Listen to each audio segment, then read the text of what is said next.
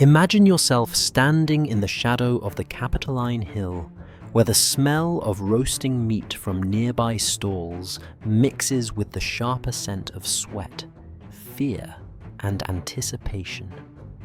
The Forum Boarium. The cattle market of Rome was not only a place for livestock, it was one of the empire's busiest slave markets. A theatre of human transaction where men, women and children were treated no differently than oxen tethered for sale. The clamour of merchants calling out bids filled the air, punctuated by the clatter of chains and the murmured prayers of captives who could not understand the language around them. Chalk marks were scrawled on bare feet to signify that these people were newly arrived, fresh off ships from Gaul, Thrace, or Syria. Their journey from freedom to slavery now sealed by a placard tied around their necks. Each placard was a summary of identity, stripped to its most transactional form. Instead of a name, the board listed origin, age, skills, and defects. A boy from Greece who could read and write might be introduced with the flourish of an auctioneer, literate, obedient, fit for household service. A woman from Syria would be advertised not as a daughter or wife, but as skilled in cooking, young, healthy. Farmers captured on campaign were reduced to sturdy, used to labor. In these brief descriptions lay the cruel calculus of Roman society, a human life flattened into the columns of a ledger. The spectacle of the auction itself was deeply invasive. Buyers were not content with words on a placard. They demanded proof. Slaves were forced to strip or at least bare parts of their bodies for inspection. Teeth were examined like those of a horse muscle's pinched scars, noted with suspicion. Was this one a runaway? Was that one beaten too often to still be useful? Sellers knew the tricks of the trade, smearing ointments over whip marks, dyeing hair to hide age, even fattening up children to make them seem healthier than they were. In theory, Roman law required sellers to disclose flaws, epilepsy, chronic illness, or a tendency to flee. But in practice, fraud was rampant. If the defect was discovered later, buyers could sometimes demand compensation, but only because the slave was considered defective property, not because of any concern for their suffering. The noise of commerce drowned out whatever dignity remained to the enslaved. Prices were shouted like wages: 500 denarii for a farmhand from Thrace, 200 for a literate Greek boy, 6,000 for a young Syrian woman of striking beauty. The audience of buyers reacted with cheers, groans, or laughter, just as if they were bidding on exotic animals. It was a market that displayed Rome's contradictions openly, a society that wrote philosophy about justice and virtue, while simultaneously treating human beings as commodities. The Forum Boarium was not an isolated stage. Similar markets existed throughout the empire in Pompeii, in Alexandria, in Ephesus. But Rome's market was the beating heart of the trade, fed by a constant supply of war captives and traders who trafficked people like coinage across the Mediterranean. The sight was so common that Romans rarely remarked upon it directly. To them, it was as ordinary as buying grain or renting a house.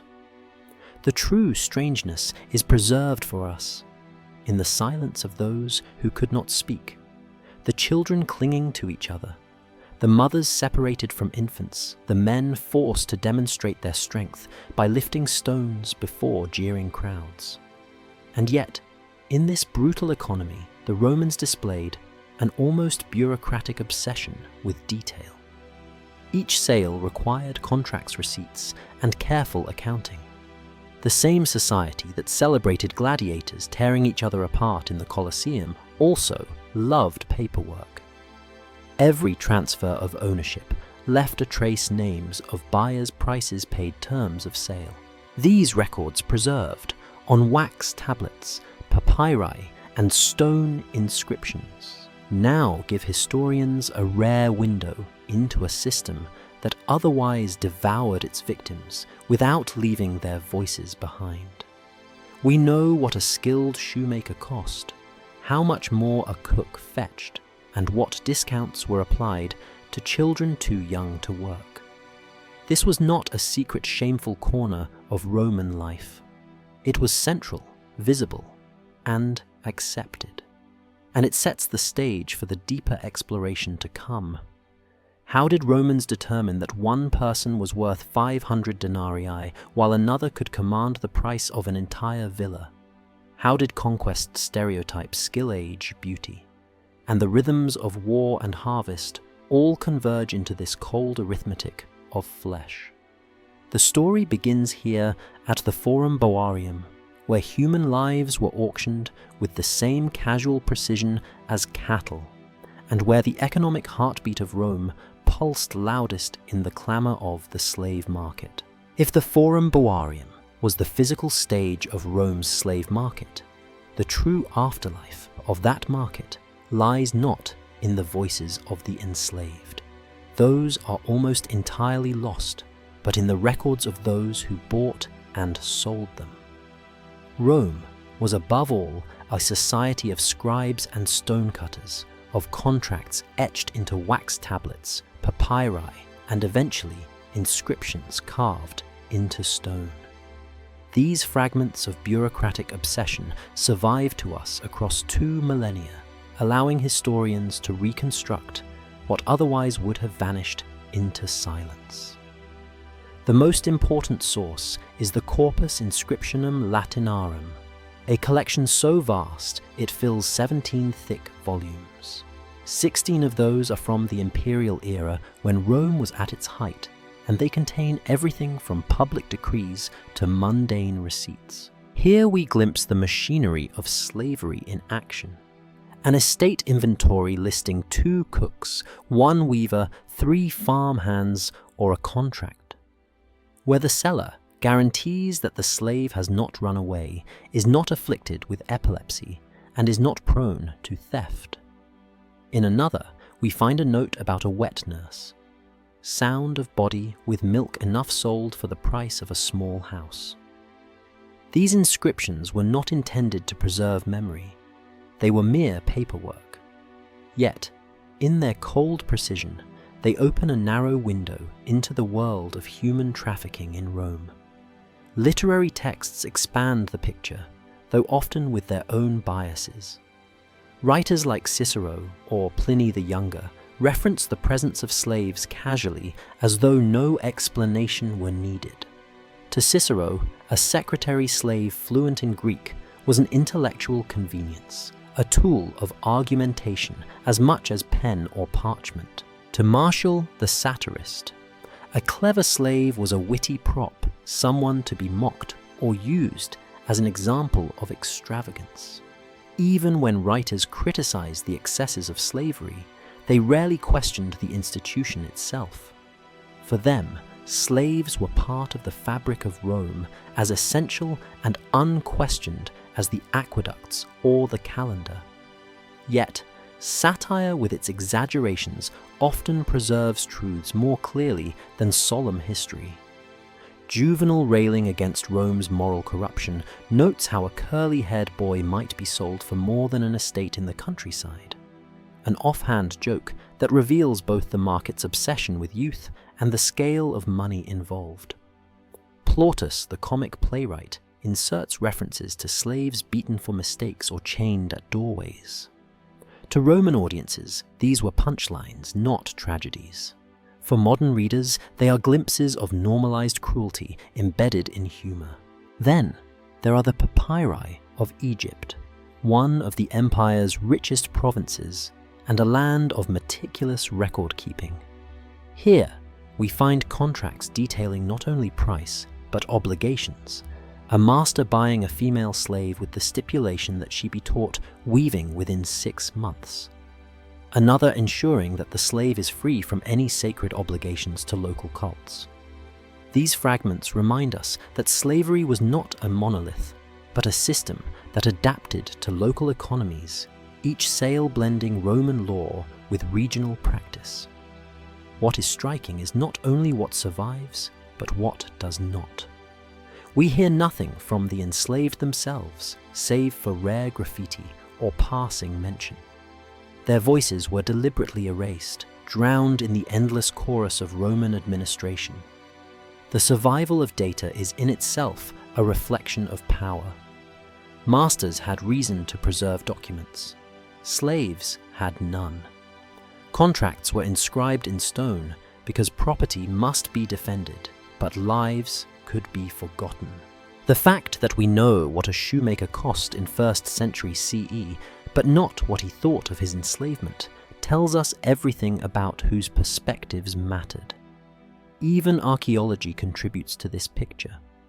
Shackles unearthed in Pompeii, iron collars inscribed with messages like, "I belong to my master.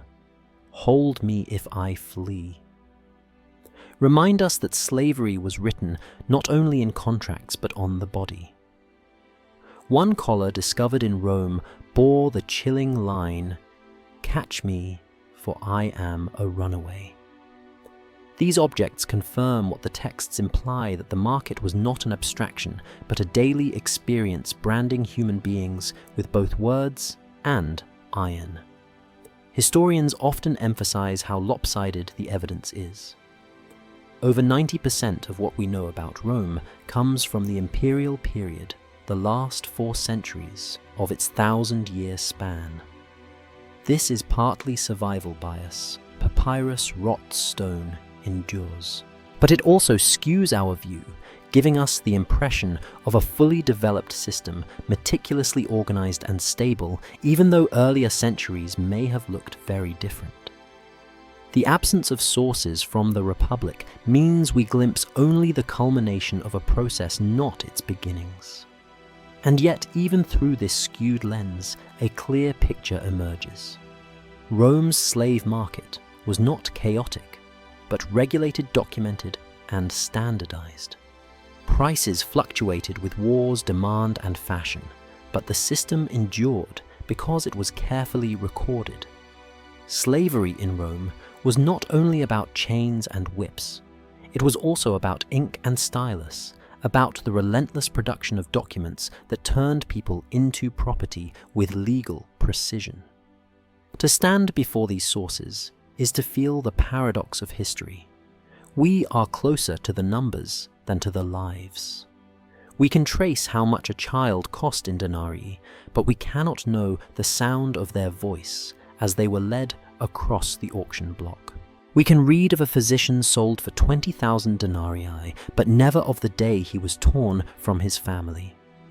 This asymmetry is the true legacy of Roman slavery, a system so powerful it preserved everything but the humanity of those it consumed. The survival of data is not neutral. It is a reminder of the silence enforced on the enslaved, a silence we are still trying to pierce. And yet, by studying these records, by reconstructing the cold arithmetic of the slave market, we can at least restore the outline of their presence in a society that sought to erase it. In the Roman slave market, origin was never a neutral fact. It was stamped on placards hung around the necks of the enslaved, announced loudly by auctioneers, and murmured among buyers as shorthand for qualities, virtues, or flaws. To Romans, a person's birthplace carried an entire bundle of assumptions, a set of stereotypes that translated directly into price. The Forum Boarium was not just a market of bodies, it was a marketplace of prejudices. Foremost among the prized origins were the Greeks. By the 1st century BCE, Rome had conquered the Hellenistic world. Yet Romans still admired Greek culture as the pinnacle of refinement and intellect. Greek slaves were valued as tutors, secretaries, physicians, and artists. An educated Greek could fetch thousands of denarii, far more than an unskilled farmhand. But even a Greek child purchased young was considered a good investment, expected to grow into literacy and cultured manners. In the Roman imagination, Greeks were not simply servants. They were walking emblems of sophistication. To own a Greek slave was to display one's appreciation of philosophy, literature, and refinement, though it also meant Rome commodified the very culture it claimed to revere. If Greeks were the brains of the empire, then Gauls and Germans were the muscle. Stereotypes painted them as large, powerful, and resilient qualities, perfect for backbreaking labor in fields, mines, and construction projects. Germanic men were often purchased for gladiator schools, their tall frames and fierce looks making them both feared opponents and thrilling spectacles for the arena crowds. Gauls, however, carried an additional reputation for rebelliousness, having risen in violent uprisings against Rome more than once.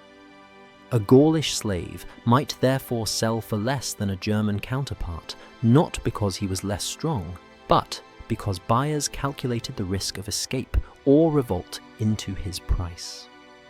In this way, stereotypes worked as economic formulas transforming cultural judgments into coin.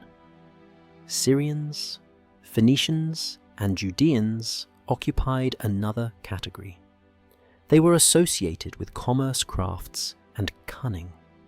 Roman sources often described them as shrewd and clever in matters of money. This stereotype made them desirable as estate managers, accountants, or household overseers. A Syrian slave might be entrusted with a villa's finances, a level of responsibility unimaginable for a Gaulish farmhand. Yet this trust was also accompanied by suspicion, as Romans sometimes derided their supposed craftiness. Once again, prejudice determined function, and function determined price. Egyptians too had their place in the stereotype economy. Associated with arcane knowledge, magic, and agriculture, they were sometimes seen as valuable in specialized roles. Roman fascination with Egyptian religion added an exotic allure, though in daily markets this might translate to higher prices for women skilled in cosmetics or healing practices that were believed to carry a trace of Nile wisdom. Ethiopians, by contrast, were often exoticized for their appearance. Dark skin, far from lowering value, could elevate it, as wealthy Romans sought to curate their households with servants of distinctive looks. An Ethiopian slave might therefore be purchased not for strength or skill, but for the status of owning something rare and other. This layering of stereotypes created a kind of hierarchy of value. A literate Greek might cost more than a modest house. A strong German might fetch enough to equip a farm. A beautiful Syrian girl might sell for more than both her origin, appearance, and skills, combining to produce a staggering sum. These were not simply individual valuations. They were systems of cultural coding where Rome's prejudices were monetized. It is striking how openly these stereotypes were displayed. Auction placards listed not only names and ages, but also origins: Greek educated, German strong, Syrian skilled in accounts. Buyers relied on these shorthand labels, just as modern shoppers rely on brand names. The slave's individuality mattered less than the box into which Rome's imagination had placed them. To be Greek was to carry the promise of wit. To be Gaul was to embody brute force. To be Syrian was to hold commercial cunning. And yet, beneath these stereotypes lay the truth that Rome seldom acknowledged every enslaved person was more than the role imposed upon them.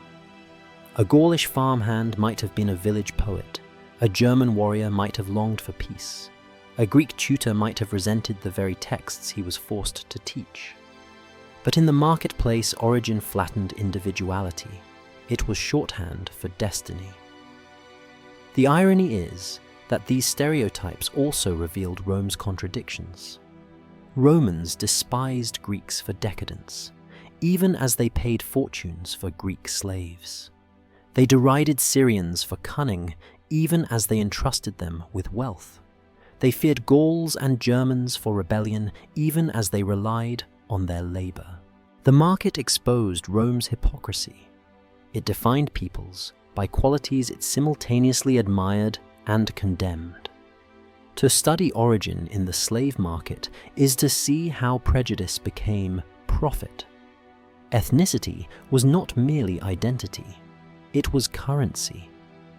Rome converted entire cultures into categories of value codifying bias, into economic logic. When the auctioneer raised his voice at the Forum Boarium, a Greek boy, 12 years old, literate, starting bid won 500 denarii. He was not just announcing a sale. He was performing the machinery of Roman prejudice, turning human difference into a calculable sum. If origin determined the first impression at the auction block, skill could double or triple a slave's value in an instant. Rome was a culture that admired efficiency, profit, and refinement. To own someone who could read contracts, mend sandals, or perform a flawless recitation of Homer was to hold both an economic advantage and a social ornament. Skills were commodities, and in the slave market, they translated directly into price tags that could stagger even the wealthiest citizens. The baseline of this economy was the unskilled laborer. A farmhand from Thrace or a quarry worker from Cappadocia might sell for a few hundred denarii, his worth judged entirely by muscle. These men were treated like living tools, destined for hard labor under the Mediterranean sun. Yet, even here, the market revealed fine gradations.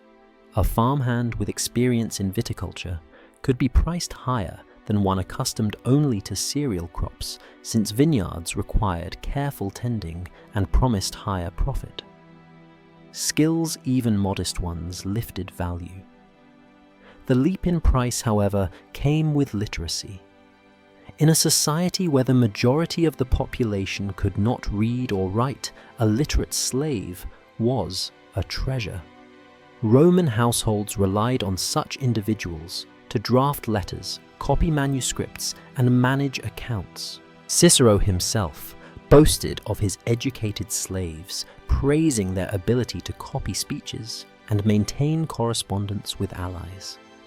A literate Greek secretary might sell for 10,000 denarii, a price equal to a small villa outside Rome. These slaves were not just workers, they were extensions of their master's intellect and prestige. To display a cultivated Greek scribe was to proclaim one's own sophistication. Specialized trades also carried immense value.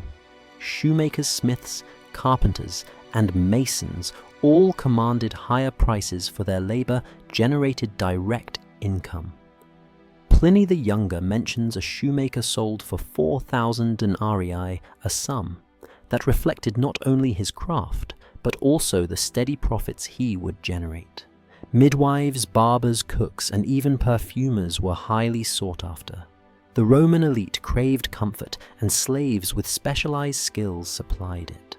Among the most prized were physicians. Medical training, often learned in Greece or Alexandria, gave a slave extraordinary value.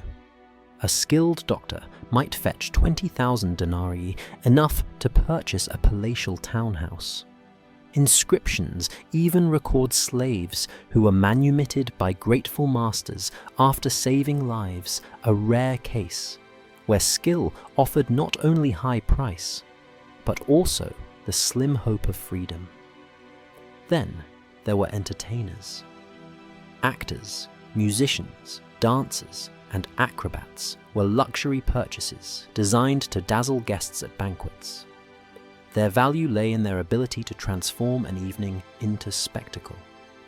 The cook, too, could command astronomical prices if he mastered exotic recipes. Martial mocks a chef who sold for 100,000 denarii, his value greater than that of many estates. To own such a slave was not merely practical, it was an announcement of taste and wealth, a living jewel in a household's crown. At the extreme end stood the celebrity slaves individuals whose talent eclipsed their condition. The actor Pylades, though, technically enslaved, became a sensation on the Roman stage.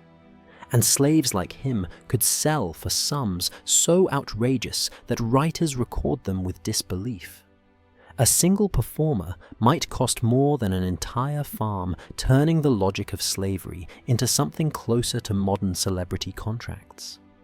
It is easy to mistake such prices for signs of respect, but the truth was darker.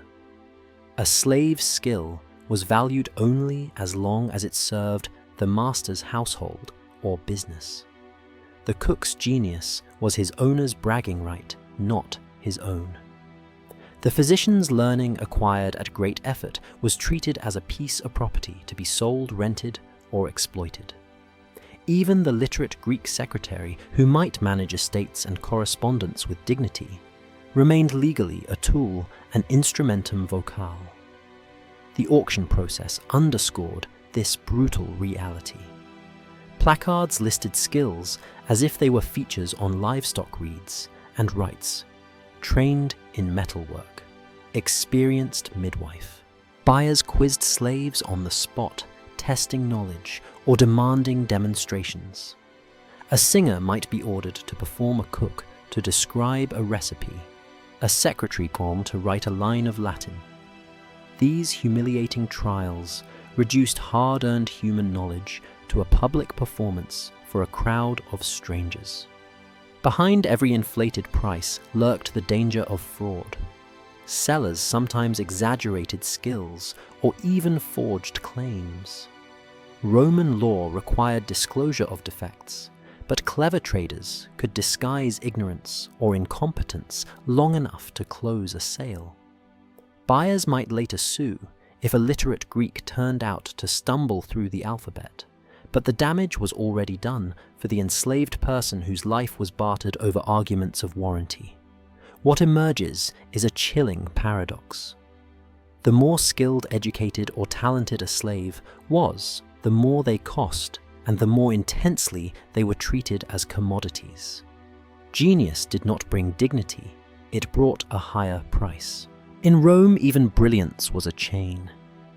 If skill and origin shaped the contours of a slave's value, age determined its slope, rising sharply in youth, peaking in early adulthood, and descending just as quickly into decline.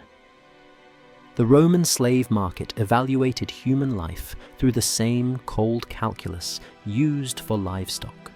A creature's best years for labor, its prime for breeding, and its inevitable fading into burdensome age. Each stage of life was assigned a price, and that price reflected not compassion, but economic expectation.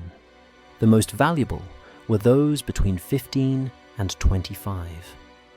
In this bracket, Romans saw the perfect blend of strength, endurance, and years of service ahead. A young farmhand of 20 could be expected to work the fields for decades. A girl of the same age carried both reproductive potential and household labor. At auctions, placards often highlighted age as prominently as skill or origin. Thracian male, 20 strong arms. Syrian girl, 17, nose weaving. These numbers spoke volumes, reducing a person's life to arithmetic, the years they had left to serve the children. They might bear the profit they could generate. Children, by contrast, were often cheap, sometimes given away with their mothers, or sold for token amounts. Infants were little more than speculative investments, their survival uncertain. Yet, once a child reached 10 or so, their price began to climb. They could help in the kitchen, tend animals, or fetch water, and they were malleable enough to be molded into loyal companions for Roman children.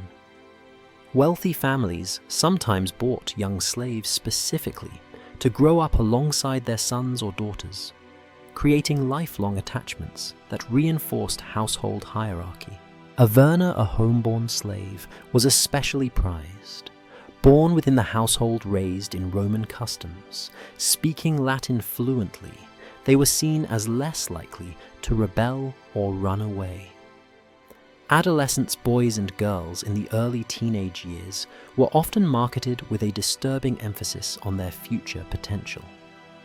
Auctioneers hinted at beauty, yet to blossom obedience still to be shaped.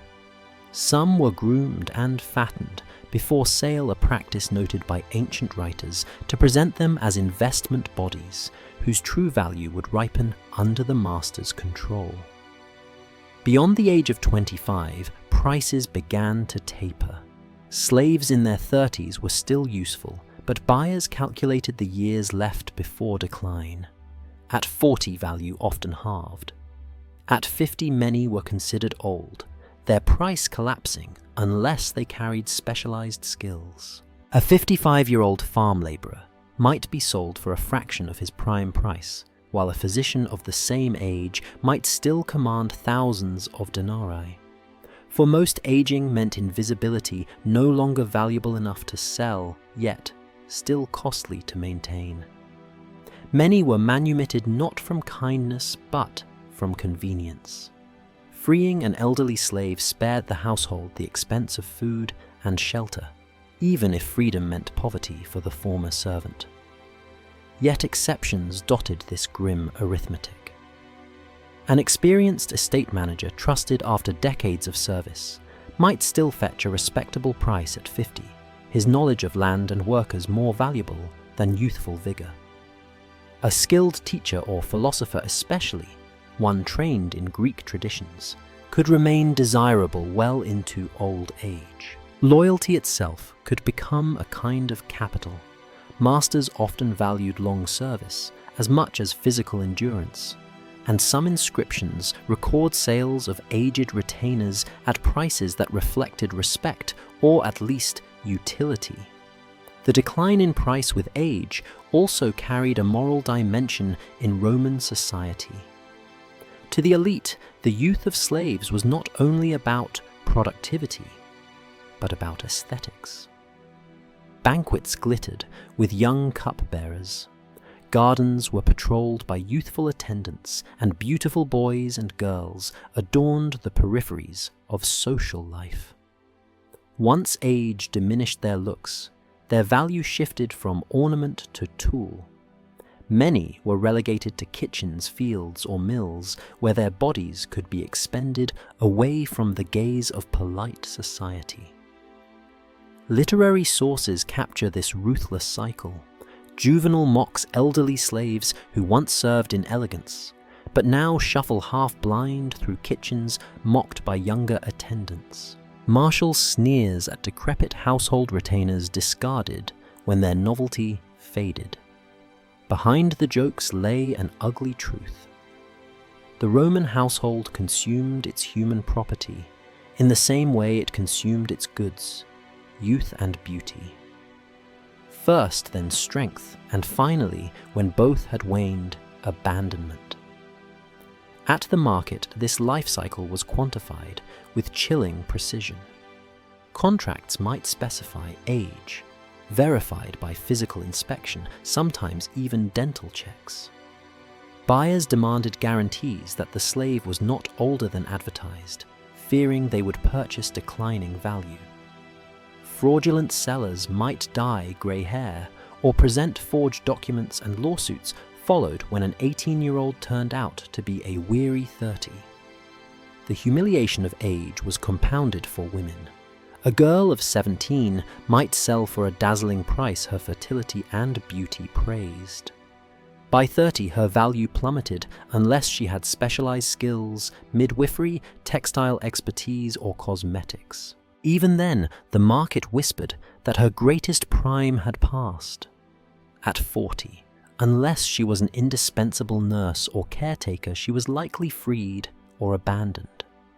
and yet scattered across inscriptions and letters are hints of affection and memory. Some masters buried aged slaves with epitaphs of loyalty to Philetus, faithful servant of 30 years. Such moments, rare as they were, complicate the cold numbers, reminding us that even within commodification bonds could persist.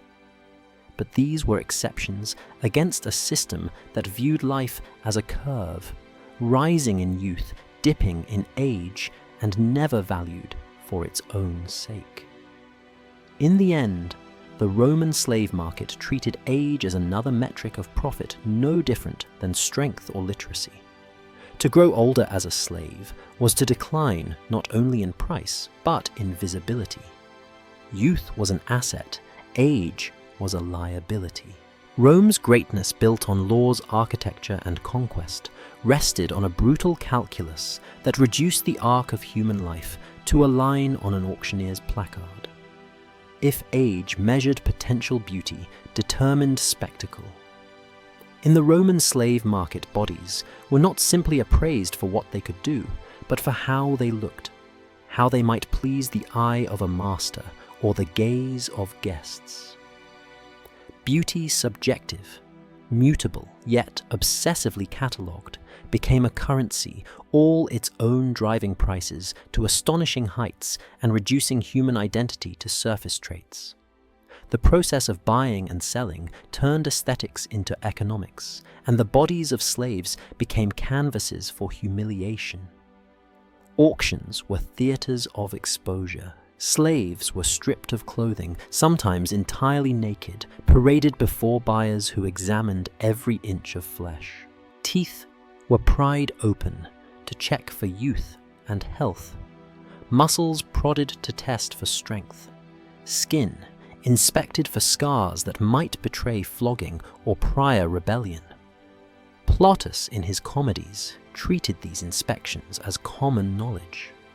Audiences laughed at jokes about slave traders covering defects with makeup or fattening up youths to make them seem healthier. The humor only underscores the reality. Beauty and health were commodities to be staged and manipulated. For household slaves, especially. Those destined for intimate service, cupbearers, personal attendants, entertainers, appearance often mattered more than skill. Light skin, delicate features, and symmetrical faces were prized.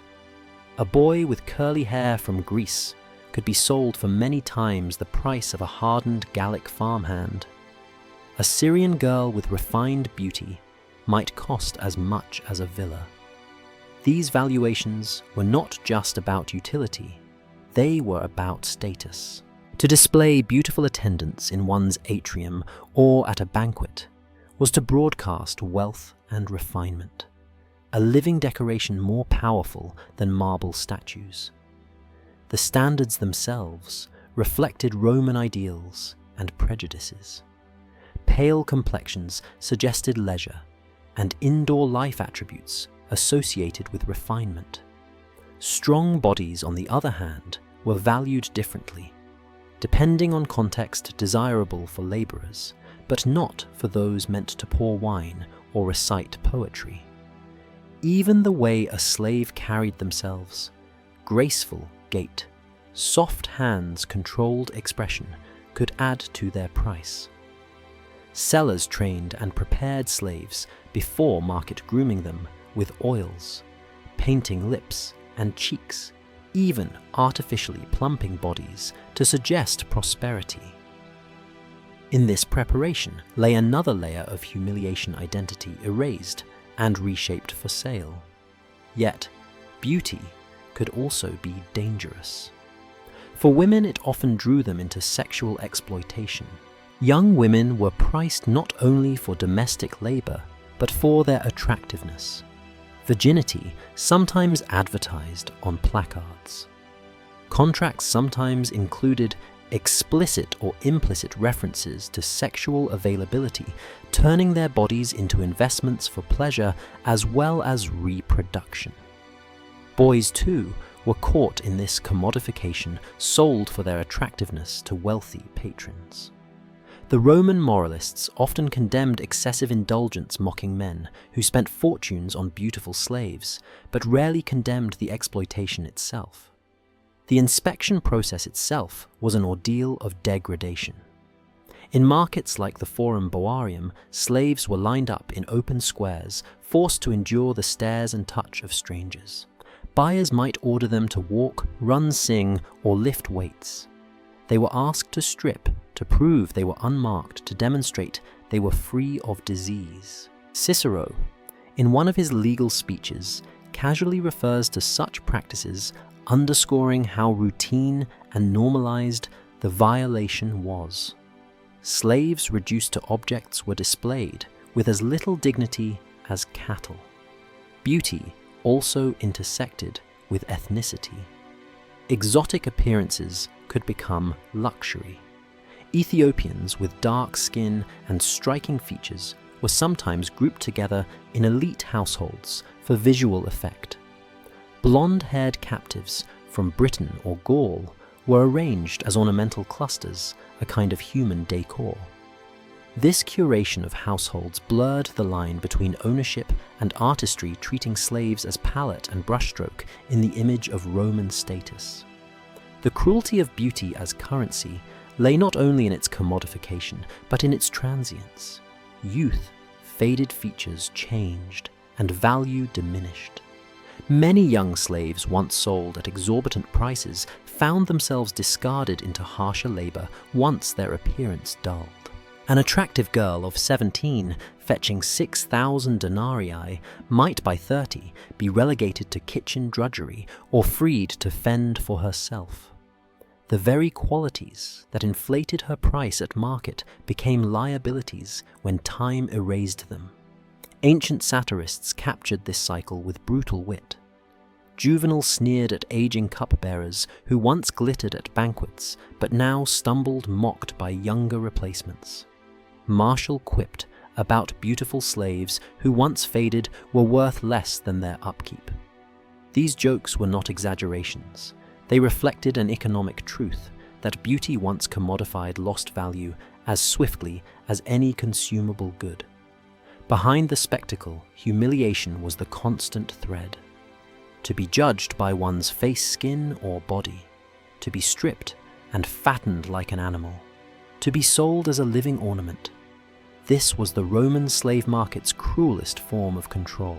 Beauty, which, in another world, might have been a source of pride, became here a trap. The very feature that raised a person's price also deepened their bondage, making them both more profitable and more vulnerable. The Forum Boarium filled with cries of auctioneers and the shuffling of chained feet, thus became not only an economic hub, but a theatre of degradation. Rome's obsession with appearance extended from its marble facades to its human property. Just as temples were polished to gleam under the sun, slaves were groomed and displayed to embody the refinement of their masters. In both cases, the splendor concealed exploitation stone, cut by unseen labor beauty, purchased through suffering. In the end, the Roman fixation on beauty in slavery reveals not an appreciation for aesthetics, but a ruthless capacity to reduce human beings to objects of desire, display, and humiliation. The market placed a price not just on strength or skill, but on the intangible qualities of face and form, transforming what should have been dignity into merchandise. If the Roman slave market was a theatre, then it had two stages, one for men and another for women. They were priced, valued, and judged by different standards, and their fates often diverged in ways that exposed Rome's deepest contradictions. Men were overwhelmingly the majority, the backbone of fields, quarries, construction sites, and gladiatorial schools. Women were fewer in number, but their bodies carried a different weight in the economy. measured not only in labor, but in fertility, beauty, and exploitation. Together, these two markets reveal the gendered logic of Roman slavery, where the same body could be priced as a tool, an investment, or an ornament, depending entirely on sex. For men, versatility defined value. A healthy male between 15 and 30 was considered the most profitable purchase. He could be sent to farms to till the earth, to construction sites to lift stone, to mines where labor was deadly, or to private households as a jack of all trades. The questions buyers asked were practical. Could he endure long hours under the sun? Could he carry heavy loads without complaint? Did he have scars that might suggest past disobedience? For the majority of men, their worth was measured in sweat and strength. Yet, there was another tier where skills elevated prices dramatically. Men who could read and write, particularly in Greek and Latin, were sought after as secretaries or tutors. Physicians, scribes, and craftsmen could sell for amounts that rivaled villas. Male slaves trained in the arts, actors, singers, musicians, were sometimes sold for sums so extravagant that their purchase was a boast of wealth rather than a matter of utility. Martial, the sharp-eyed poet of Rome, mocked masters who treated their actors or cooks as more valuable than entire estates. But mockery did little to diminish the reality male slaves could become living status symbols. For women, the scale of value shifted toward body and reproduction. Women certainly labored. They wove textiles in workshops, ground grain in bakeries, cooked in kitchens, and cared for children. Their presence was essential in domestic economies. But the market did not price them primarily for these tasks. Instead, youth, beauty, and fertility shaped their value. A girl entering her teens might sell for many times the price of a strong male laborer, not because she could work harder, but because she represented potential or potential for pleasure, potential for children, potential for display. Fertility in particular turned women into investments. Under Roman law, a child born to an enslaved mother was automatically a slave, the property of her master. Thus, every woman of childbearing age carried within her not only her own value, but the possibility of future profit. Large estates often bought women in clusters, planning for generations of servitude to replenish the labor force. A woman's womb was effectively monetized. Her capacity for reproduction folded into economic strategy. This logic extended into specialized roles. Wet nurses whose ability to feed infants freed elite women from the task of breastfeeding commanded high prices. Midwives and cosmeticians, women trained in medicine, hairdressing, or cosmetics, were sold as luxuries to ornament elite households. Their prices often surpassed those of male laborers, not because their work was harder, but because it was intimate, tied to the most personal aspects of elite life. But, for many women, sexual exploitation was the unspoken but omnipresent reality of the market. Placards might list beauty as a trait, just as they did literacy or strength.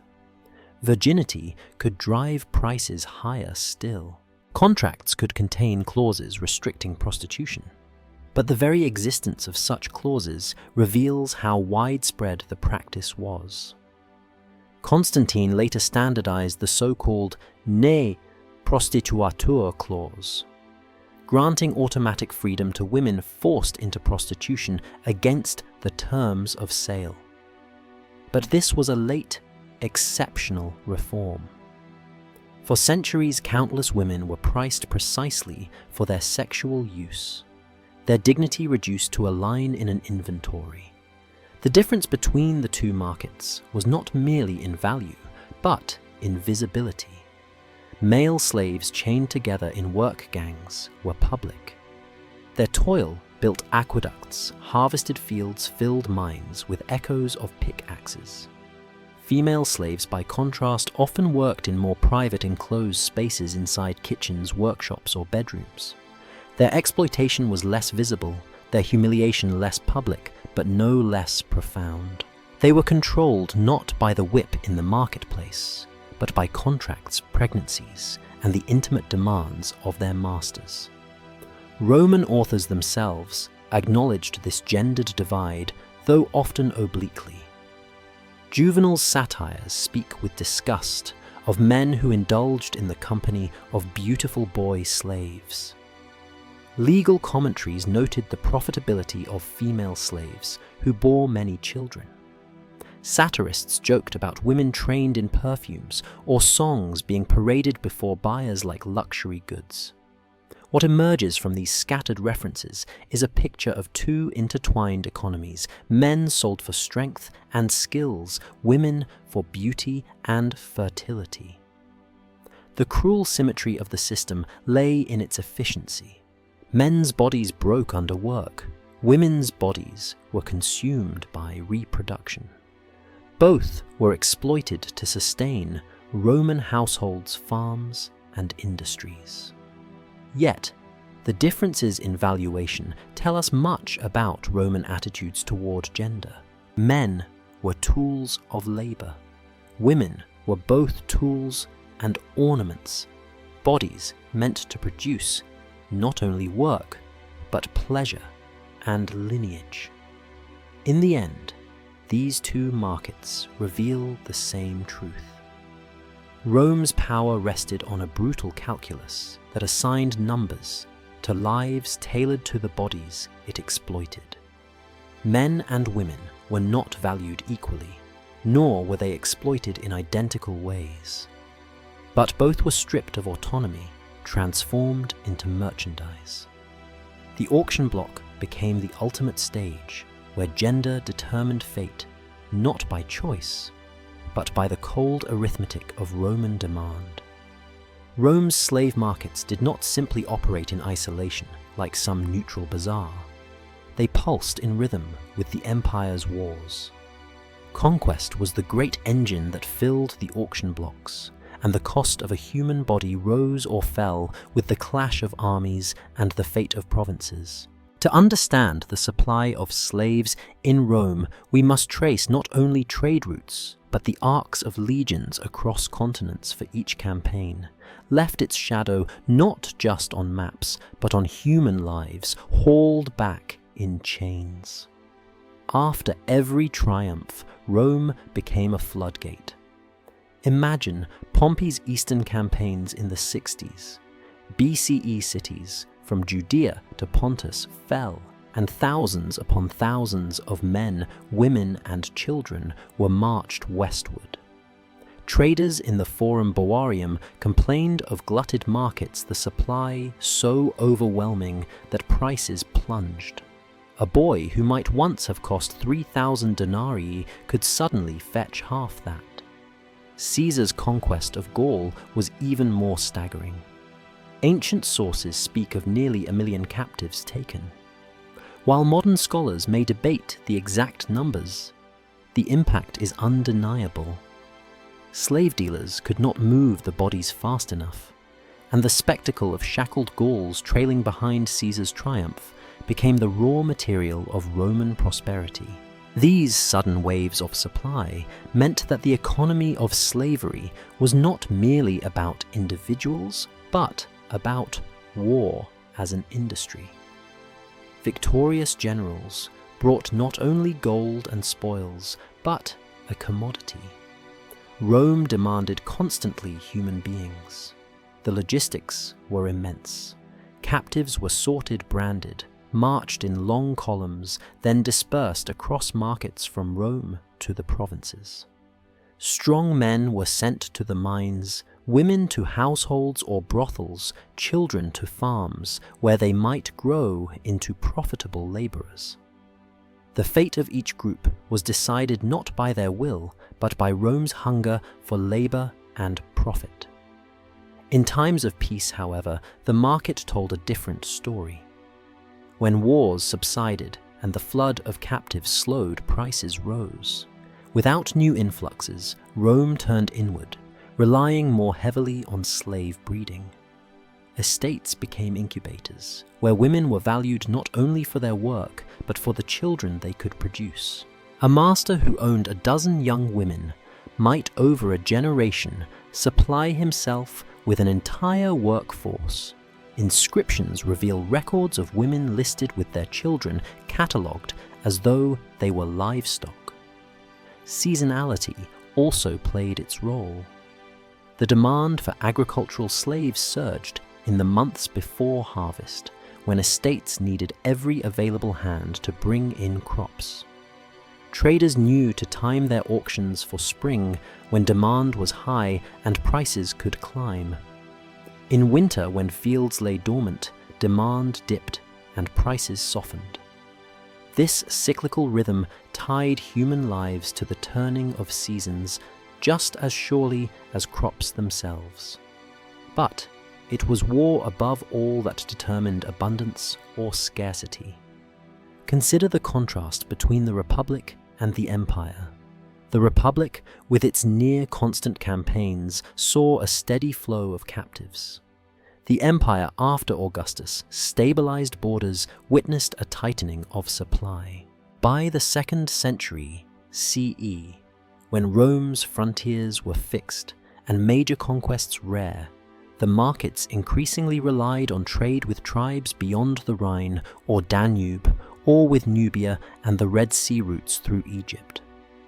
The easy abundance of cheap captives was gone, and with it, the casual cruelty of throwing away human lives became slightly less economical, though never less real. This shift even altered perceptions of value. A captive from a newly subdued people, unfamiliar with Latin and prone to rebellion, might fetch less than a Romanized slave from an older province trained in household tasks and speaking the language of command. Traders knew this and adjusted their pricing accordingly. The raw product of war had to be shaped over time into the more expensive product of cultural assimilation. Rome thus extracted not only labor, but identity itself from those it conquered. One can almost hear the echoes in the Forum Boarium after each major campaign. The auctioneer's chant mingling with the cries of the newly enslaved prices tumbling when supply overflowed, climbing again in years of quiet borders. This was not incidental.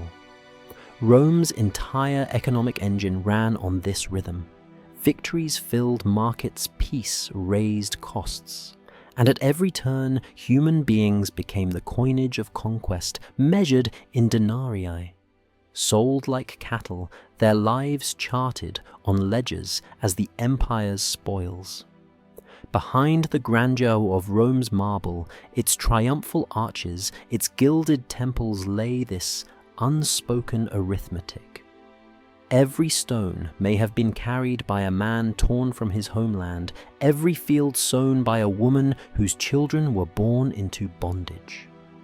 War fed the markets fed the estates, and the estates fed the empire.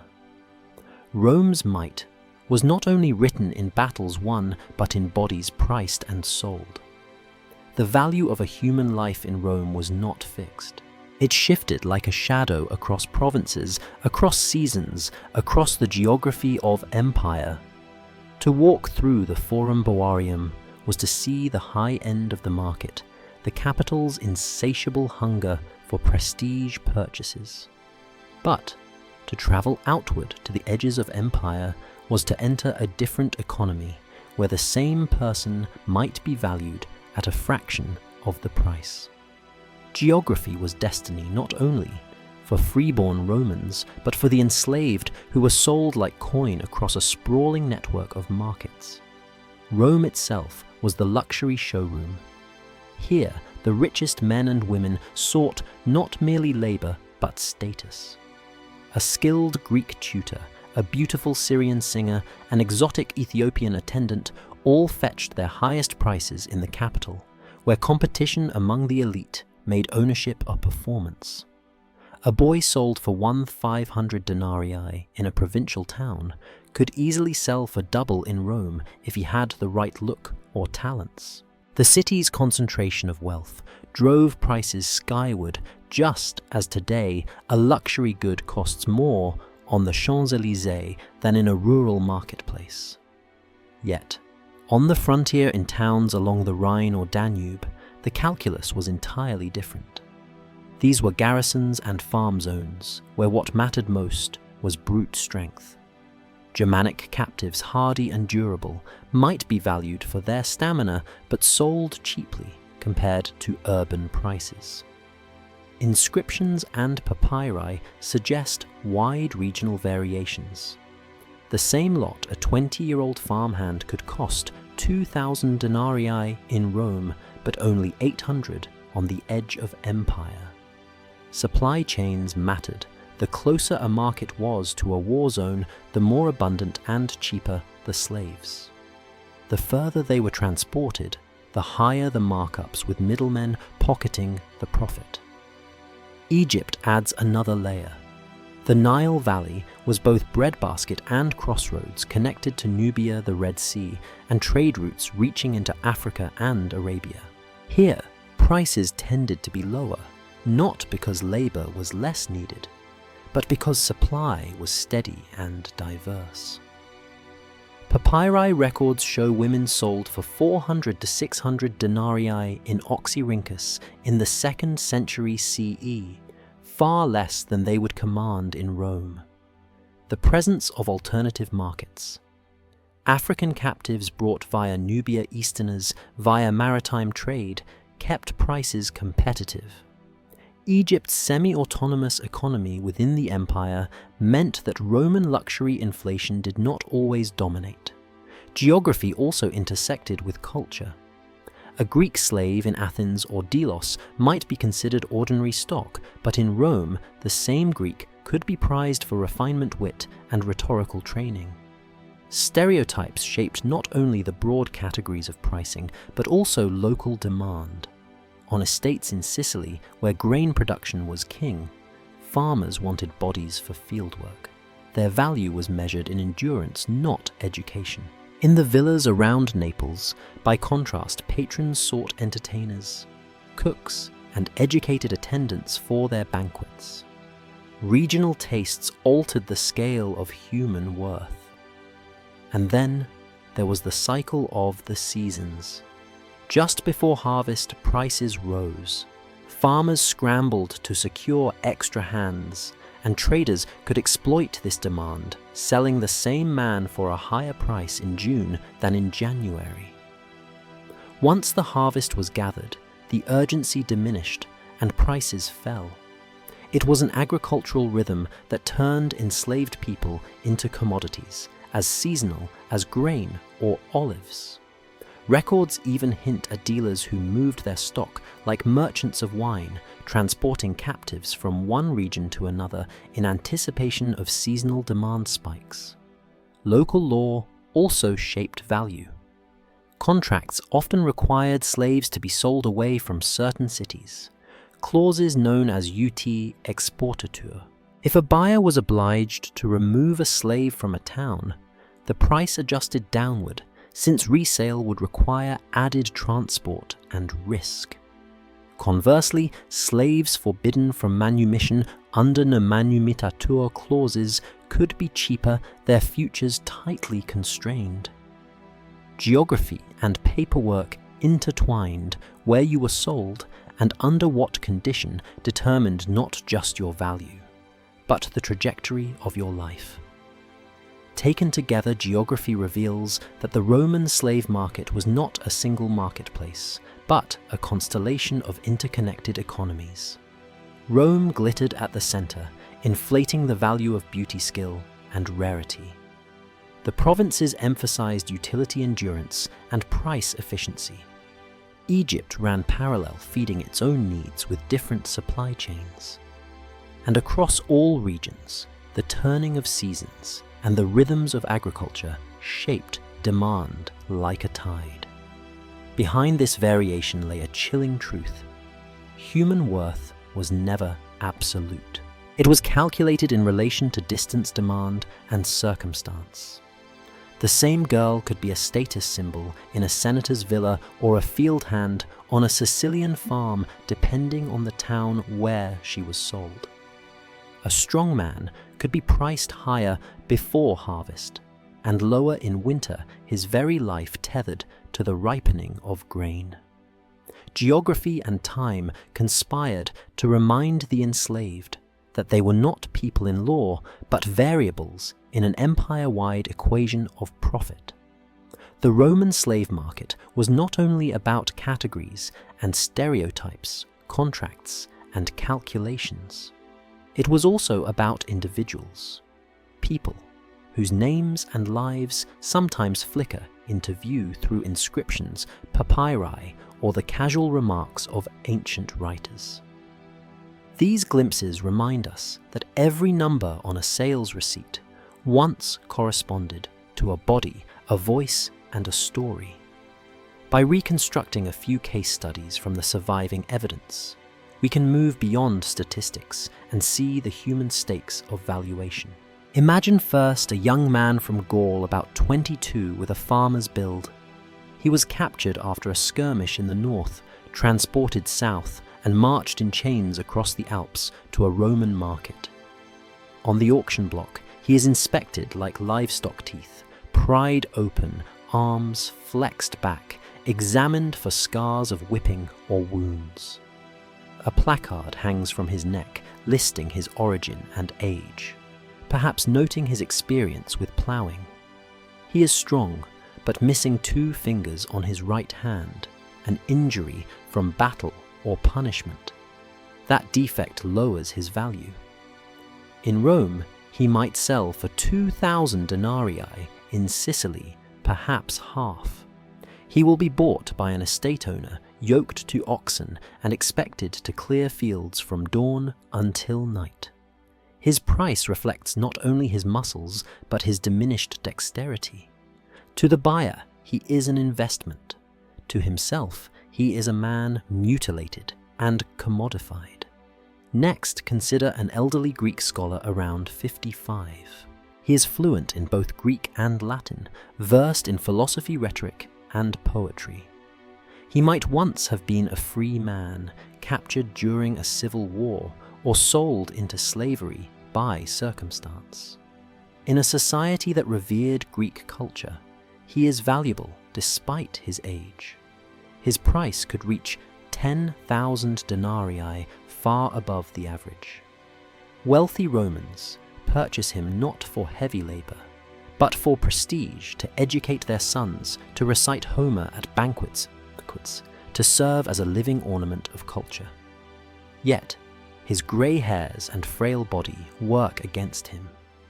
His value rests entirely on the nimbleness of his mind and the smoothness of his speech. Unlike the Gaul, whose worth lies in brute force, this Greek embodies how intellect itself could be bought and sold. Now imagine a Syrian girl just 17, brought from the east. The placard emphasizes her beauty, fair skin, delicate features, and training in music and cooking. She speaks Greek and perhaps some Latin. Her price is staggering 6,000 denarii or more. In Rome, she will not work the fields, but serve in a villa, her appearance itself a commodity. For her, the inspection is particularly invasive. Buyers scrutinize her body for any sign of imperfection. Her virginity may be advertised, inflating her price. She represents the cruel intersection of utility and exploitation, purchased not only as labor, but as a vessel of beauty and fertility. Her value is both her danger and her cage. A very different figure appears in the records, a Thracian gladiator. 28 years old, scarred across his face, trained in a ludus. He is strong and intimidating, but his history of rebellion and wounds lowers his market appeal. For an arena owner, he might be a bargain, at 1,500 denarii cheaper than an untested youth, but with the allure of experience. His scars are both advertisement and stigma-proof of skill and sign of danger. To a wealthy Roman, owning such a man would be a way to flaunt both power and control, placing a dangerous body under one's command. For the gladiator himself, every sale is a shuffle between cages. Each new master a potential death sentence. Finally, picture a German fugitive, about 25, branded on the forehead with the letter F for fugitivus. His record of escape marks him as a liability, lowering his price despite his strength. No elite household will want him, for he cannot be trusted near valuables or children. Instead, he will likely be purchased by a mining contractor or a landowner in a remote province, where escape is nearly impossible. His branded face ensures he will never blend into free society. His entire life is defined by his attempt at freedom, the scar of resistance, permanently etched into his value. Each of these lives illustrates how price was not an abstract calculation, but a cruel arithmetic of human qualities turned into commodities. Age skills, defects, beauty and reputation, all were weighed and assigned numbers. What is striking is how the same human trait could shift from asset to liability depending on context. A scar could make a gladiator more desirable or a house slave less so. A woman's fertility might raise her price in one market, but lower it in another where feeding children was a burden. Geography, circumstance, and stereotype worked together to create a system where nothing human was beyond valuation. These case studies remind us that Roman slavery was not just an institution, but a marketplace of identities. To be sold was to be stripped of name and family, reduced to a profile on a placard, a set of traits for others to haggle over. Yet in these glimpses of the Gaul with missing fingers, the Greek teacher, the Syrian girl, the scarred gladiator, the branded fugitive, we see flickers of individuality. They were not merely examples of categories, but people with memories, fears, and hopes. The records do not preserve their voices, but the prices attached to them are echoes of a world where humanity was weighed in silver and shouted aloud by auctioneers. To understand the price of a Roman slave, we must translate coins into lived experience. A figure like 6,000 denarii means little unless set against the rhythms of wages, rents, and food. In Rome, money was not abstract. It was bread loaves and tunics, apartments and villas, years of toil for a soldier or clerk. By comparing, we begin to see what those numbers truly meant and how staggering the disparities were. Take the common legionary soldier, the backbone of Rome's armies. Under Augustus, around the start of the 1st century CE, he earned about 225 denarii a year. By the late 1st century, pay had risen to roughly 900. Either way, a basic household slave priced at 1,000 denarii equaled more than a full year of military service. To buy a skilled slave, say a craftsman at 3,000 denarii, a soldier would need to serve 3 or 4 years without spending a coin. For a slave girl of exceptional beauty, at 6,000, it was nearly 7 years' pay.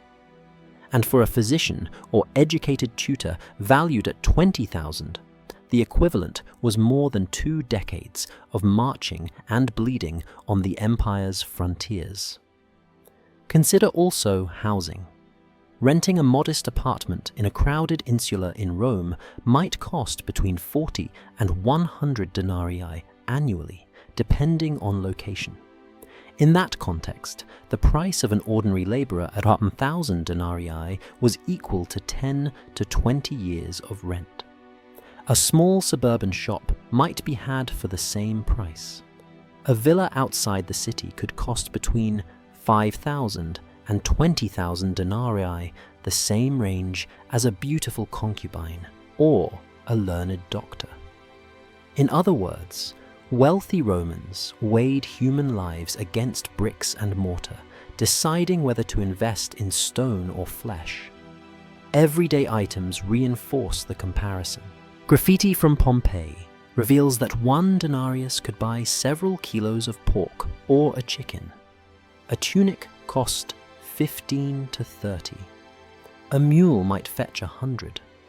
To buy a slave for 2,000 denarii was to buy the equivalent of thousands of meals, dozens of animals, or wardrobes enough to clothe an entire neighborhood. The scale boggles the imagination. To own even a small household of 10 slaves meant tying up wealth that could otherwise purchase estates, herds, or years of luxury consumption. The true extravagance appears in the anecdotes of luxury slaves. A cook trained in exotic dishes reportedly sold for 100,000 denarii, the price of a fine country estate. A celebrated actor for 700,000, the fortune of a senator, a sum that could bankroll an entire legion for years.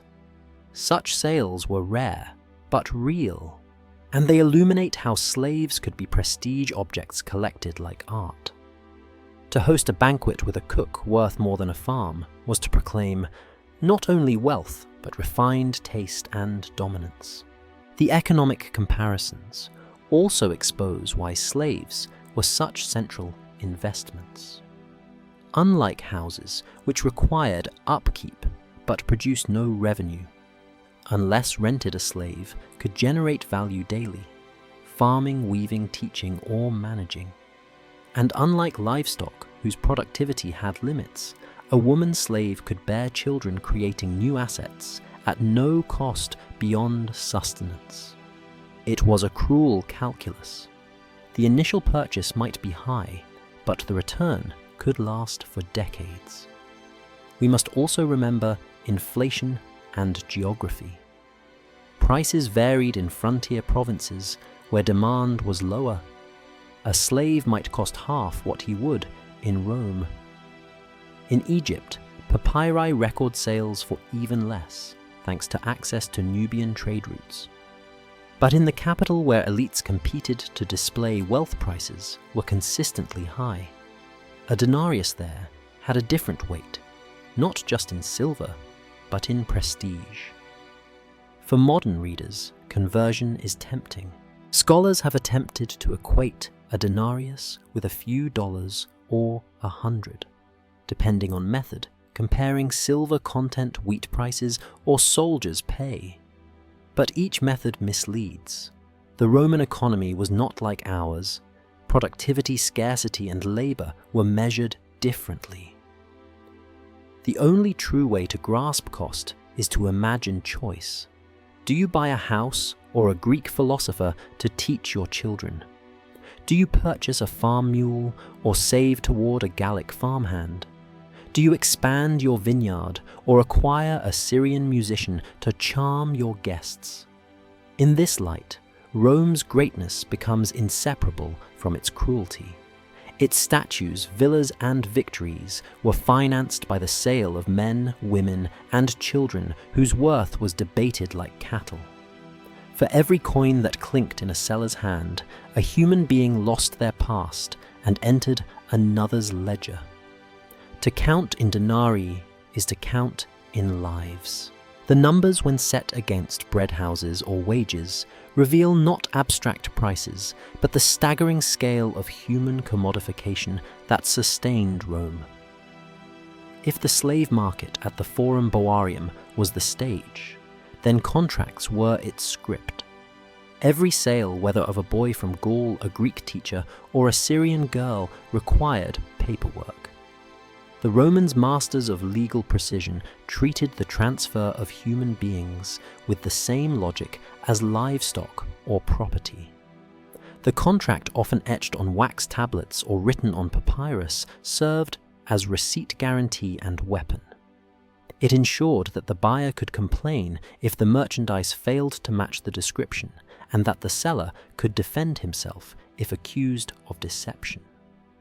The humanity of the enslaved was not the point. They were commodities items to be inspected, tested, and guaranteed. Roman law drew a sharp line. Slaves were res things, not persons. Yet paradoxically, because they were high-value things, they merited detailed protections in contracts. Sellers had to disclose defects, just as with cattle. Was the slave prone to epilepsy? Was he branded as a fugitive? Did she have scars suggesting previous punishment? Was he under legal claim from another master? A failure to reveal such details could void the sale or trigger restitution. Buyers could sue not on grounds of cruelty, but on grounds of fraud. Fraud was the true crime, not the beating of a man, but the failure to disclose his limp. The most notorious clause was the Edict of the Edile Rome's market overseers. It required sellers to disclose known defects and guaranteed buyers the right to return a slave within 6 months if hidden problems appeared. This return policy was not mercy, it was quality control. Just as a mule sold with a secret injury could be returned, so could a slave with concealed illness. The edict covered epilepsy theft, attempted escape, or a habit of violence. Buyers hated surprises. Sellers were bound to honesty, at least formally. Of course, deception was common. Traders painted over scars, fattened children, or forced weak slaves to perform briefly to appear stronger. Fraudulent sales filled the courts, not because anyone doubted the morality of enslavement, but because wealthy buyers demanded reliable investments. One contract unearthed in Egypt illustrates this legal coldness. A seller promises that the boy is healthy, not fugitive, not criminal, not subject to claim. Each phrase is chilling, the boy's entire being reduced to check marks on a list. Inscriptions from Delos. Once a major slave market echo the same rhythm. Slaves described in placards as Greek literate, loyal, unblemished. Each adjective a marketing term, each omission a potential lawsuit. The market was not lawless, it was codified, regulated, enforced. And yet its rules served only the traders and buyers. Consider how warranties intersected with humiliation.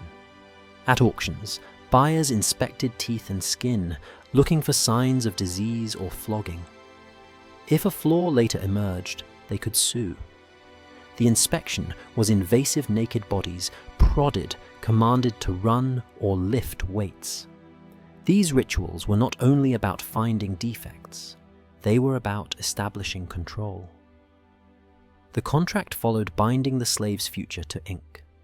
The paradox is striking. The system acknowledged human fragility, illness, age habit, yet denied humanity itself. Fraud cases reveal the darker edges of the trade. Sellers sometimes disguised scars with ointments, hid epilepsy with sedatives, or misrepresented age. A boy of 12 might be listed as 10 to suggest a longer lifespan of service. A woman past childbearing might be described as fertile, inflating her value as a breeder. When exposed, such tricks could ruin reputations and bring penalties. Yet behind every dispute lay a truth. The system incentivized deception because the product was human. No contract, however elaborate, could fully reduce a person to a stable commodity. Roman jurists debated these questions with chilling detachment. Ulpian and Gaius, writing in the 2nd century CE, discussed warranties as if commenting on farm animals. They weighed what constituted a defect, what obligations the seller bore, how long the buyer had to complain. Their texts survive in the digest, a monument to Roman law. Reading them today feels like entering a parallel world where humanity has been excised from language. The jurists do not ask whether slavery is just. They ask whether epilepsy makes a slave unsound, or whether a runaway habit reduces value enough to justify return. It is clinical, efficient, ruthless. Contracts also reveal the economic imagination of Rome. A slave was not simply bought, they were hedged against risk. Clauses limited liability. If the slave runs within 30 days, the loss is yours.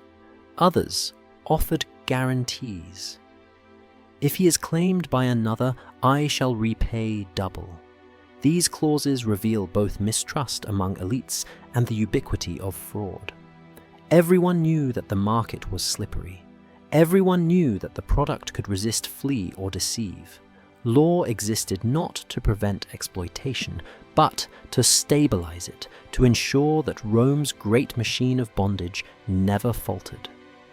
In this, we glimpse Rome's paradox. A society that produced some of the most sophisticated legal codes in history deployed them not to protect the vulnerable, but to protect commerce. The slave contract was not an aberration, it was a mirror of Roman priorities. It shows us how a world could be simultaneously brutal and bureaucratic, intimate in its cruelty and meticulous in its paperwork. It tells us that in Rome, even the trade in flesh required a seal, a witness, and a clause.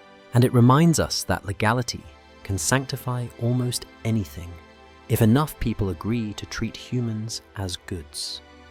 If the slave market was the engine of Roman society, then luxury slaves were its ornaments, gleaming proof that wealth could buy not only labor, but elegance itself. For many of Rome's elites, the real measure of distinction was not the size of their estates or the weight of their coin purses, but the refinement of the people they owned. Slaves became status symbols, carefully curated to reflect sophistication, extravagance, and cultural capital. The wealthy Roman household was not simply a space of work, it was a theatre. Its atrium and dining rooms became stages where enslaved people performed their roles as carefully as actors. A skilled Greek secretary, taking dictation in polished Latin, a Syrian cook, preparing exotic sauces, an Ethiopian cupbearer pouring wine, a Gaulish bodyguard standing tall by the door. All were chosen to embody not only usefulness, but prestige. The presence of such a retinue was meant to astonish visitors and remind them of their host's rich taste and dominance. Writers of the empire marveled and sometimes mocked this phenomenon.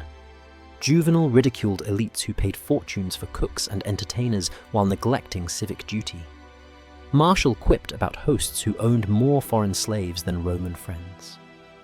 Yet, satire itself reveals the truth.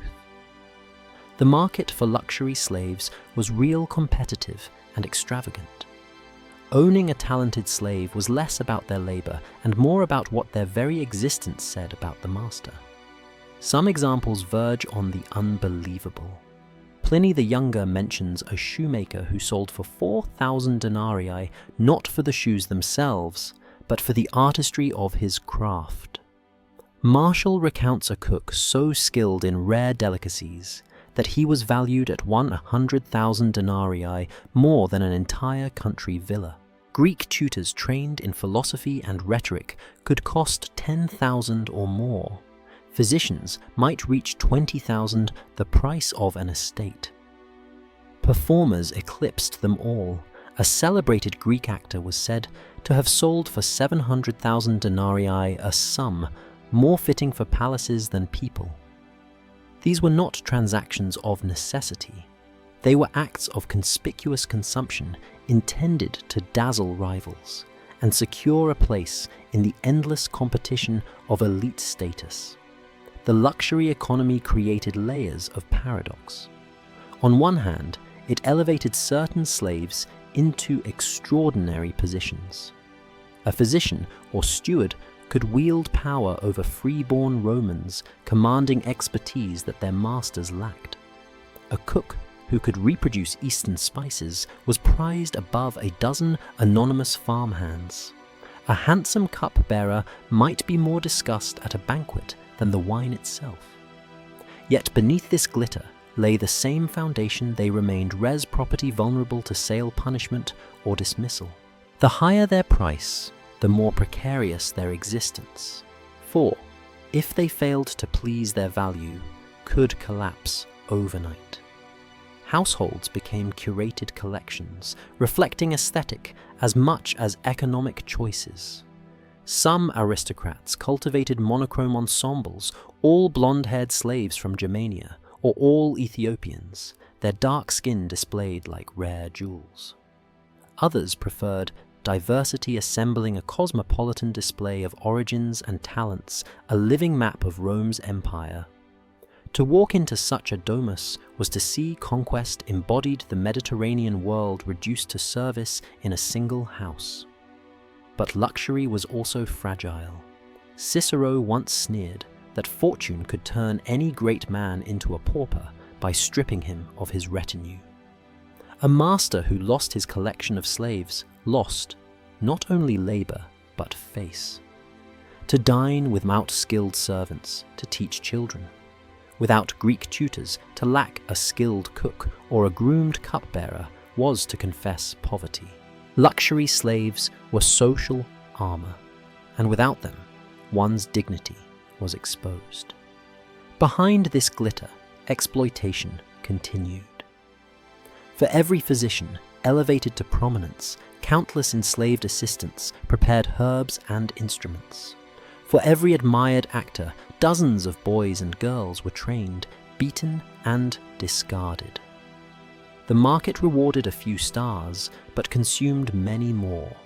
It was a pyramid, with glamour at the top and anonymity at the base.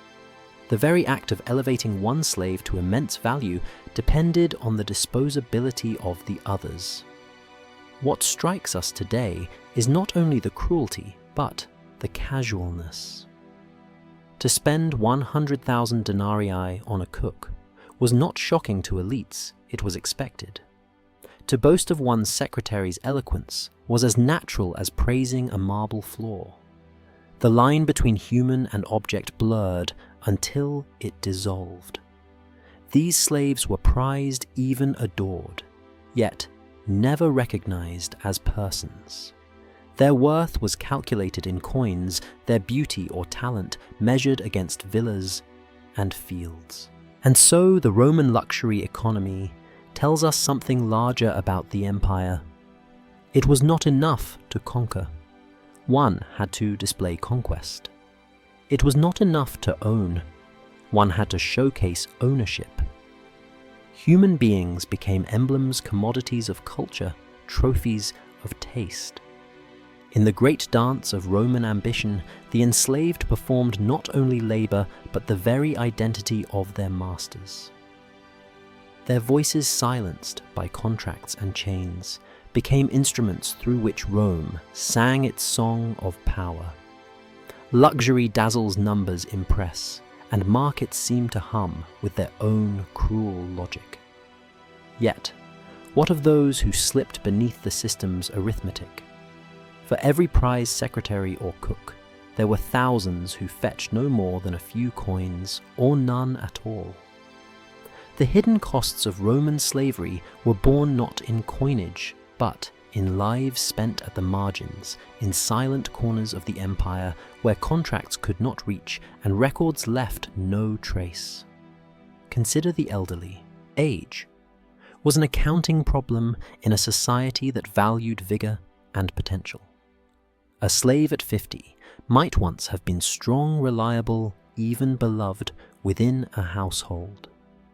But with joints stiffening and strength waning, their price collapsed. Some were sold at token rates as low as 100 denarii or less, when even that sum seemed wasted.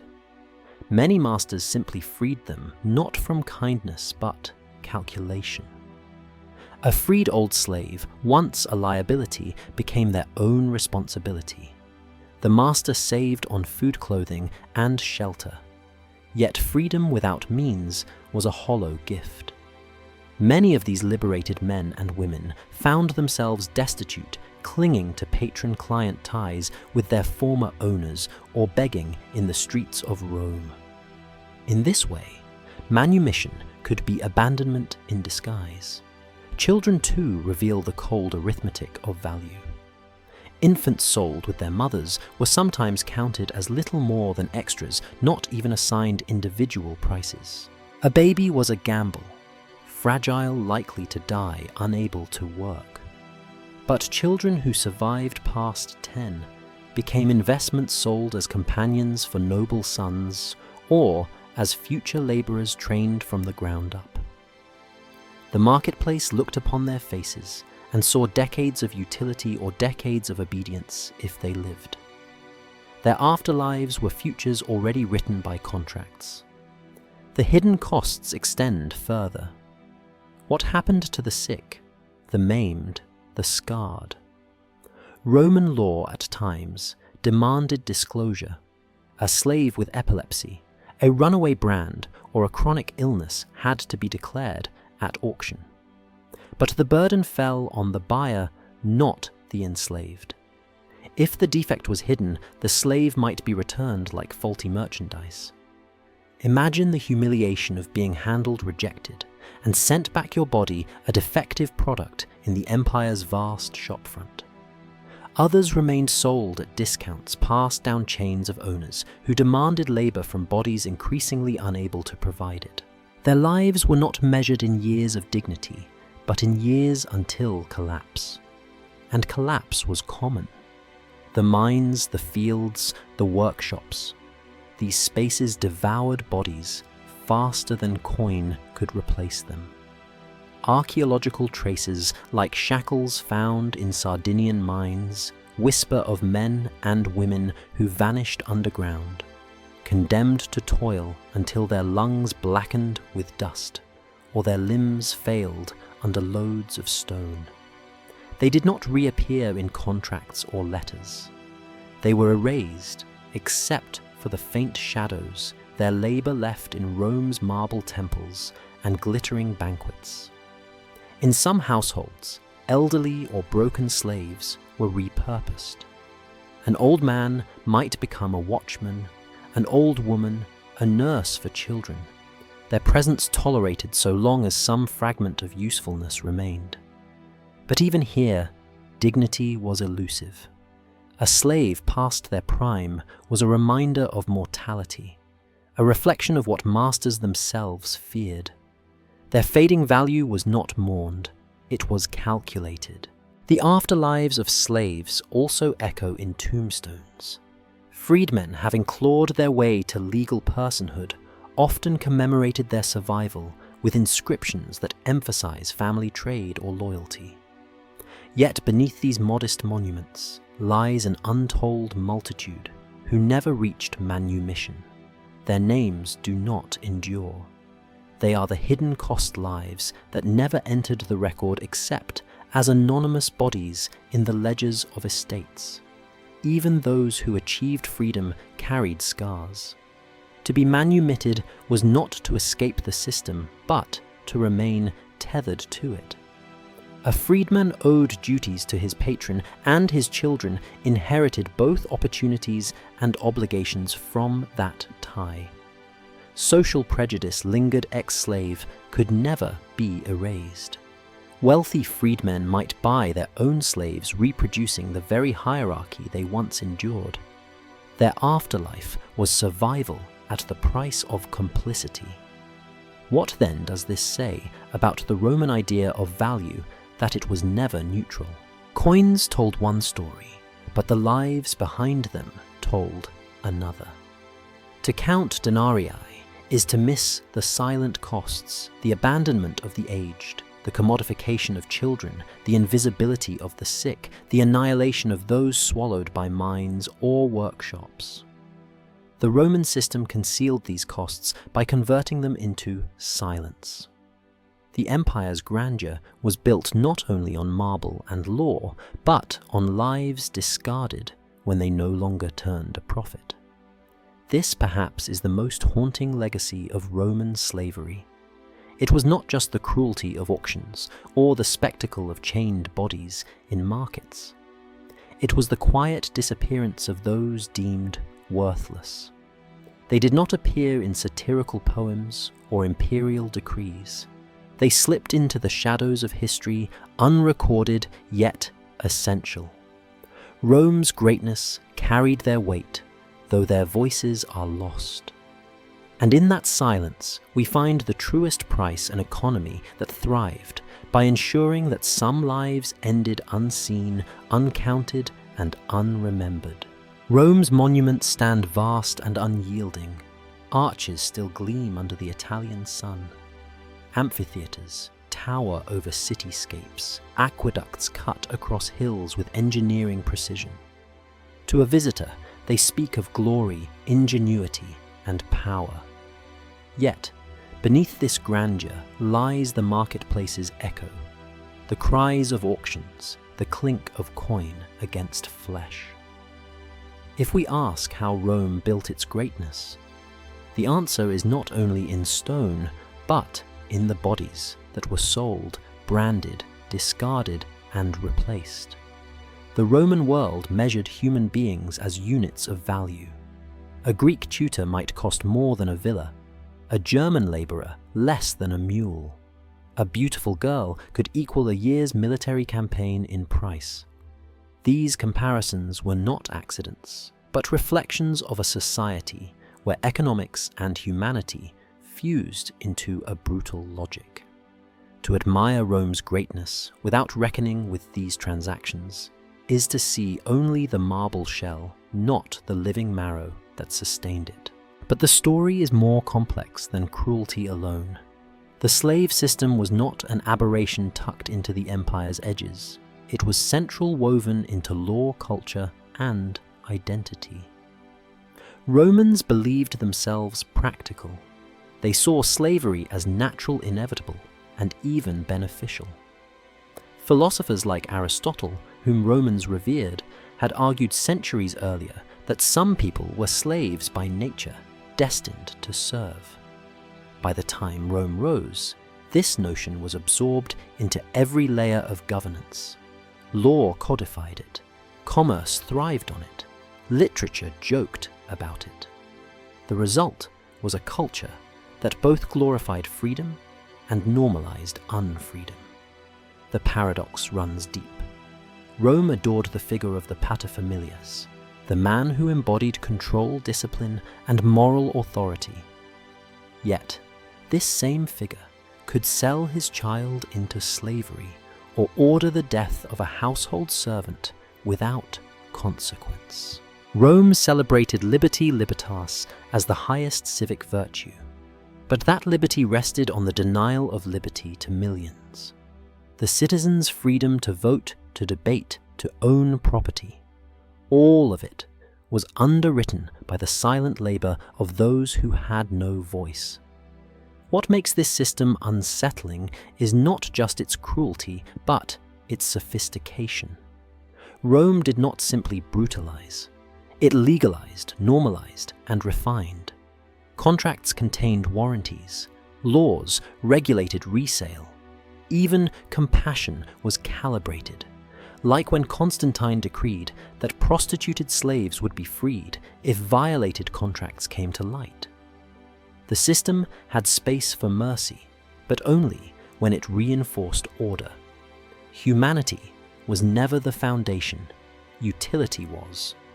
The law's genius lay in making cruelty appear as regulation and exploitation as balance. And yet, amid the silence, there were fissures. Satirists like Juvenal mocked the excesses of masters. Philosophers like Seneca occasionally reminded their peers that slaves were human beings, subject to the same mortality. In whispers and rare rebellions, enslaved people themselves reminded Rome that domination was never complete. Every runaway, every act of resistance, every whispered story passed in kitchens or fields revealed that beneath the weight of contracts humanity endured, still the record is uneven. For every moment of remembered resistance, thousands vanished into anonymity. The mines consumed them. The fields wore them down. Old age abandoned them to poverty. Rome's greatness had a price, and that price was silence. This brings us to an uncomfortable mirror. What does it mean to admire a civilization whose foundations were so systematically cruel? Can we marvel at aqueducts without acknowledging the hands that carved stone under chains? Can we celebrate philosophy while knowing its schools were financed by bodies bought and sold? To admire Rome without confronting its costs risks repeating the same logic the Romans used, valuing the product while erasing the producer. And yet, to dismiss Rome entirely would be to misunderstand history. Its laws, literature, and architecture did shape the world, but greatness must be measured with honesty. If Rome is admired, it must be admired as both splendor and shadow triumph and tragedy. Perhaps the truest lesson is not in Rome's aqueducts or forums, but in its contradictions. A society that prized freedom while denying it, that refined law while sanctifying cruelty, that built greatness by assigning prices to people. The empire's legacy is not just stone, but a question that reverberates across ages. Can power ever be just if it rests upon spectacle fear and the commodification of life? The Forum Boarium is quiet now. Tourists wander where auctions once roared, where placards once hung from trembling necks. The stones remember, though. They remind us that behind every column stood lives reduced to numbers. Behind every triumphal arch marched those who had no choice. Rome's greatness endures in history books and monuments, but so too does its price. And that price was paid again and again in human lives.